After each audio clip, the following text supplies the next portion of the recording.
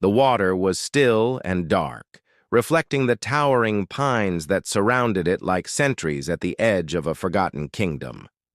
The air was thick with the scent of pine and something else, something ancient and unsettling that tugged at the back of our throats.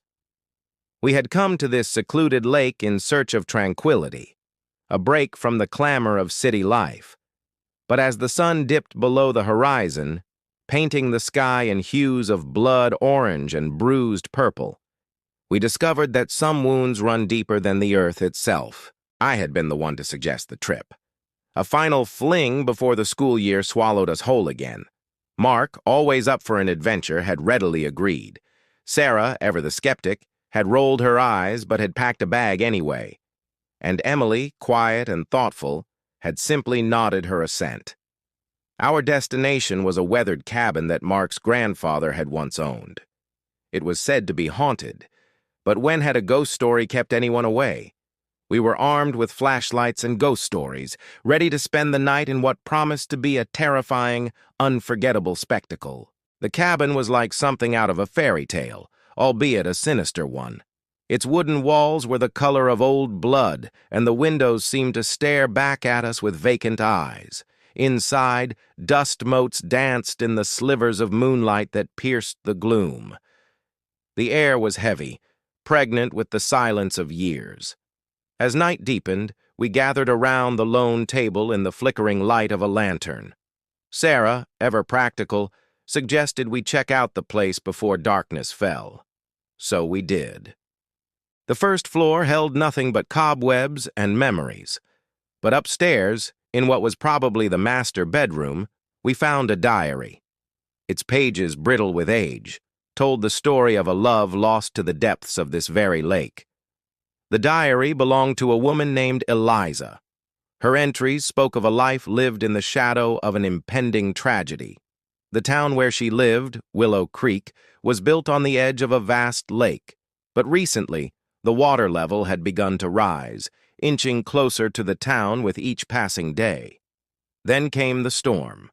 Eliza wrote of winds that howled like banshees and waves that crashed over the feeble barriers meant to hold them back. The townspeople, caught off guard, had fled to higher ground, leaving their homes and belongings behind. But the water kept rising, swallowing everything in its path. And soon, not even the hills were safe. The entire town was inundated, becoming a watery grave for its inhabitants. Eliza's diary ended abruptly, leaving us with a sense of foreboding that was as palpable as the damp seeping through the cabin walls. Back at the table, we decided to venture out, to stand on the very shore where Eliza had stood all those years ago. The wind whipped at our faces, carrying with it the scent of rain and something else, something sweet and cloying that made my stomach turn. And then we heard it. At first it was just a whisper, a murmur that seemed to rise from the depths of the lake itself. Then it grew louder, becoming a chorus of voices, each one distinct, each one calling out into the night. Mark stopped, his face drained of color. "Did you hear that?" he whispered. "Yes," I said, my voice barely a squeak. "They're calling us." Sarah scoffed, but there was a tremor in her voice that betrayed her bravado. The voices grew louder, more insistent, and they were singing a song. It was a mournful tune, a lament for the lost, and a warning to those who trespassed on their watery domain. As if drawn by an invisible force, we began to walk toward the lake. The voices swelled, reaching a crescendo as we stepped onto the pebbled shore. The water was black and still, mirroring the darkness of our souls. And then we saw them, apparitions rising from the depths, their forms shimmering and indistinct like heat haze on a summer's day. They were the drowned townspeople, their faces pale and drawn, their eyes wide with terror. They beckoned to us, their fingers spidery and thin, their voices echoing our names like a macabre game of tag. Panic seized me and I turned to run, but my foot caught on a root and I fell, sprawling on the wet ground. As I struggled to get up, I saw them close in, their numbers growing, their whispers turning into screams. I scrambled back, my heart pounding against my ribs like a trapped bird. Mark was kneeling by the water's edge, his head bowed. Sarah stood frozen, her eyes wide with terror. Only Emily seemed to be untouched by the horror unfolding around us, her face impassive in the flickering light. Suddenly, one of the figures detached itself from the others, gliding toward me with an otherworldly grace. It was a woman, her form translucent, her eyes filled with an ancient sorrow. She reached out to me, her touch icy cold, and I recoiled, instinctively scrambling further back. She knelt beside me, her lips moving soundlessly, and I saw the pain etched on her face, the fear that had turned to ice in her eyes. In that moment I understood. This wasn't a vengeful spirit, but a tormented soul seeking solace. As dawn broke, casting the first tentative rays of sunlight over the lake, the figures began to fade, their screams turning to whispers, their grasp on us loosening. One by one, they slipped back into the water, disappearing from sight, but not from our memories.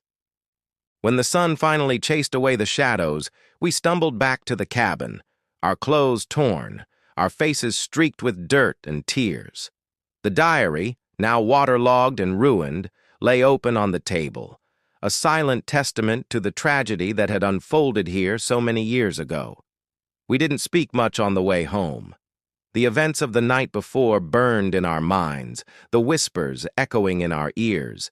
Even now, days later, the memory of those haunting eyes, the touch of icy fingers, the smell of decay, and the sound of their voices calling our names still haunt my waking moments and plague my dreams. One evening, as I sat alone in my room, the silence pressing in on me, I heard it again. Faintly at first, then with increasing volume, the voices from the lake. They were closer now. As if having found me, they were coming for me. I rushed to the window and looked out into the gathering dusk.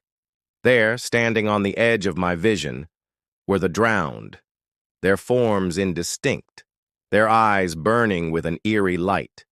But there was one among them who stood out, a woman with hair the color of spun moonlight and eyes filled with an ancient sorrow. She was reaching out to me, her lips moving in silent supplication. And then I knew. She wasn't beckoning me to join the others, but warning me of them. In her eyes, I saw the torment of a soul trapped between worlds, forever seeking solace, forever finding only despair. Her gaze held mine, and in that instant, I understood that the lake had claimed another victim.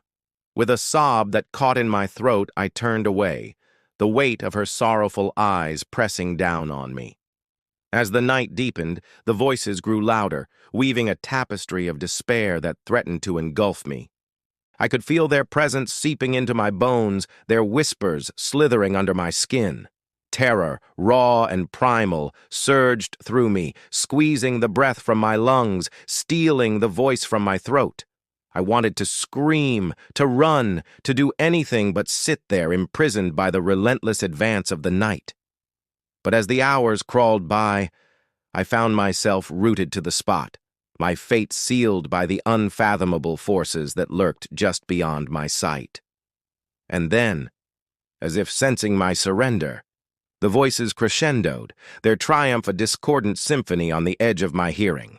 Their presence, once a subtle chill, now wrapped around me, a shroud of icy dread that stole my warmth, my hope, my very essence. I slumped against the wall, my vision blurring, my consciousness ebbing, pulled inexorably toward the abyss that yawned just beyond my perception. As the first tendrils of darkness reached for me, I closed my eyes, a single tear tracing a path down my cheek. I could feel their gazes upon me, their spectral fingers brushing against my skin, their icy touch a harbinger of the eternal cold that awaited me. With a final shudder, I surrendered to the darkness, my mind echoing the lament of the drowned, my body a vessel for their despair. In the chilling tableau of the approaching night, my spirit joined theirs, becoming another whisper on the wind, another face in the water, another soul trapped in the watery grave of Willow Creek. And so, dear listener, if you find yourself drawn to the hushed allure of a moonless night, or the somber depths of a rain-washed world, heed my tale as a warning, for the veil between our world and theirs is thinnest in the hours of darkness. Should you hear the mournful strains of a distant song, or feel the brush of fingers that linger too long on your skin, know that you are not alone. The drowned wait patiently in the watery embrace of oblivion, eager to share their timeless torment with any who dare venture too close to their domain.